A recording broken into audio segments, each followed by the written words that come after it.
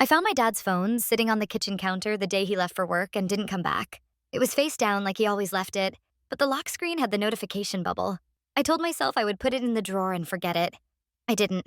I unlocked it with the fingerprint because I know his thumb is always greasy from the garage. The first thing I saw was a string of messages from a woman saved as L-just L. The messages were short, all like we interrupted something that was supposed to stay secret. She called him baby. He called her darling. I felt the floor tilt. That alone would have been bad. Affair, betrayal, the story everyone makes jokes about until it's your kitchen. But I kept scrolling because the phone was unlocked, and curiosity is a liar that feels like survival. The next thread made my hands go numb.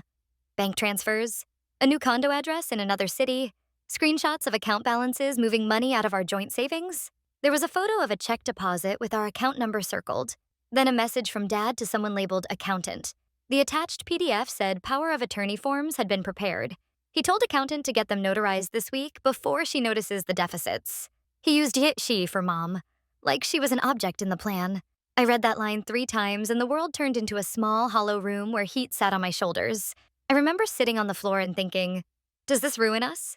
Before I could think anything else, messages popped up from Elle in the middle of the night saying he should call, that she was nervous, that the condo was ready. He answered, tell me when you want me there. There was a picture of an envelope with an address. The same city where my dad used to go on business trips. I put the phone back where I found it, hands shaking. I didn't tell Mom. I told my sister Mara, because keeping something like that inside felt like poison. Mara came over without asking questions. She didn't knock. She just stood in the doorway and asked what was wrong when she saw my face. I showed her the phone. She read a few messages and then went silent. That silence was angry and cold. She said we had to get proof. Not just screenshots because accusations ruin people, but also if true, proof could stop him from emptying everything. She said we should copy the messages, bank screenshots, everything that connected the condo purchase to our accounts. So we did. We spent that night taking pictures of the phone, forwarding emails, printing PDFs. It felt wrong. It felt necessary. The world felt like 2 separate things. Before the phone and after. Before, Dad was Dad. After, he was someone who plotted to steal from his wife. We thought we could control it. We thought we could hold the cards and decide when to play them. Mara called our friend Jonah. He works in forensics for a small law firm. He told us to be careful, to back everything up, to avoid deleting anything. He said the bank would freeze accounts if we could prove transfer fraud. He said we could protect Mom and make this man pay. The next morning, Dad came home early. He had paint on his shirt and that smell of oil and metal he always carried. He went into the garage and left the phone on the counter again, this time with the screen cracked. He said he left his phone because it must have slipped out of his pocket. He didn't look at me. I couldn't pretend. I confronted him, quietly at first, asking why he'd been on his phone late. He brushed me off, said work.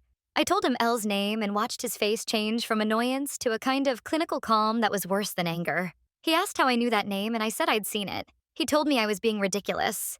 He said I had no right to go through his phone. Then there was a phone call.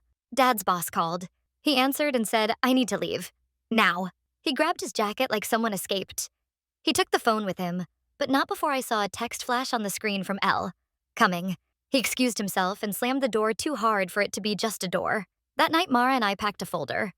Jonah wired a contact at the bank. We prepared to drop everything on Mom's lap and made a plan to meet with a lawyer the next day. We felt like conspirators on the right side of a crime. And then the first public thing happened. Our neighbor, Mrs. Cortez, texted me a photo at 9 a.m. A man I could tell was Dad getting into a car with a woman. She said she had the wrong idea at first, but then the car drove off with them holding hands. It was posted on the neighborhood chat and circulated to people who knew us. It hit our small town in 2 hours. People started whispering on porch stoops.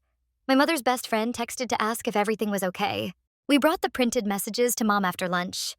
We thought honesty would be swift and justice would be straightforward. We thought wrong. Mom held the papers like they were a test she could still fail. She read a line and then a name, and then her hands turned to someone else's hands, small and pale. She said she must have misread. She must have misunderstood. She asked if we were sure this wasn't some sort of scam. I felt something break under my ribs. I wanted to shove the papers in her face and scream. Mara squeezed my arm and told me to breathe. We explained about the bank transfers, about the power of attorney. Mom's face collapsed in a way I had never seen. Her knees hit the floor. She said she trusted him because he was the one who handled everything. She said she would have never signed anything. She said she would forgive him if he asked. That was the holy shit moment. In the middle of our evidence, the thing that shattered the most wasn't the bank account. It was Mom's idea of him. She wanted to forgive.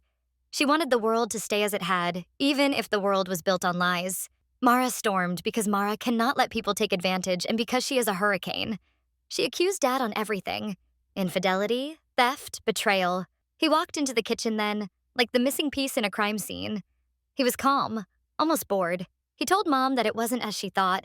He called us nasty for going through his stuff. He said he had meetings and that families fall apart sometimes, and sometimes people need space. Then the letters came. The bank froze some accounts and flagged transfers for investigation.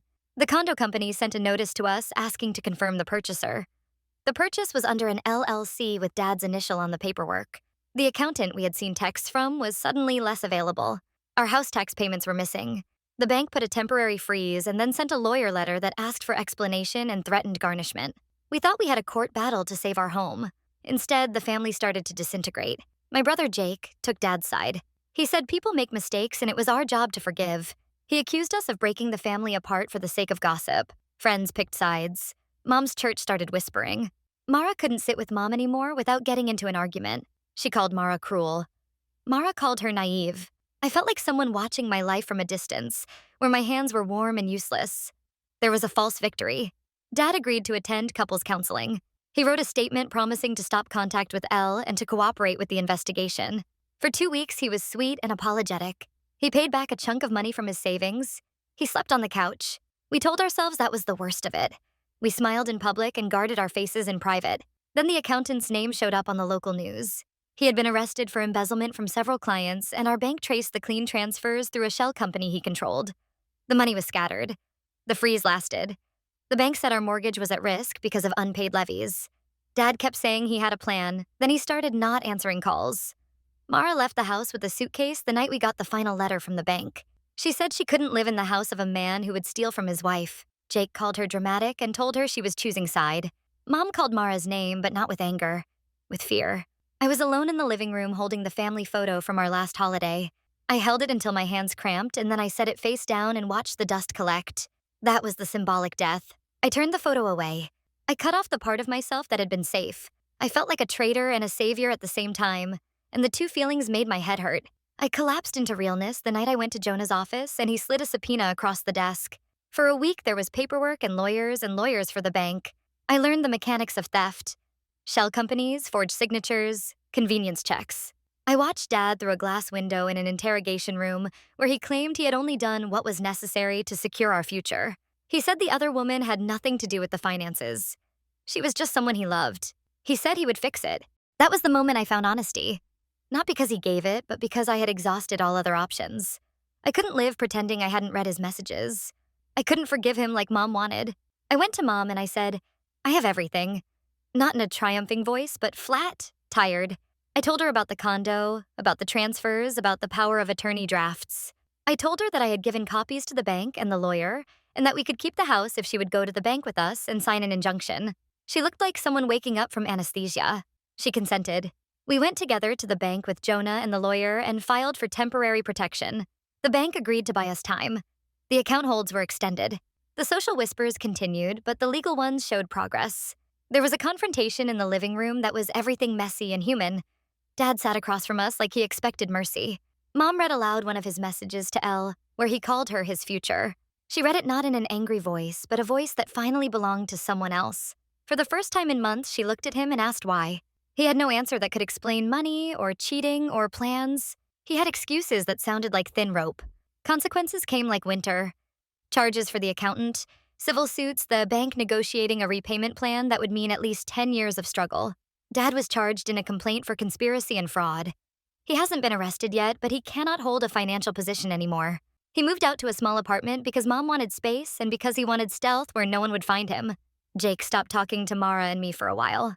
Mom went to therapy and began to understand how much control she had ceded by trusting him to be the money person. The house didn't sell. We didn't lose it, but we lost something else. The family line that used to be a continuous string now looks frayed.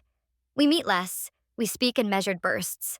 Mom sleeps better sometimes, but she is also quieter, more cautious. Mara and I started saving a small emergency fund in a different bank, never to be joint with Dad again.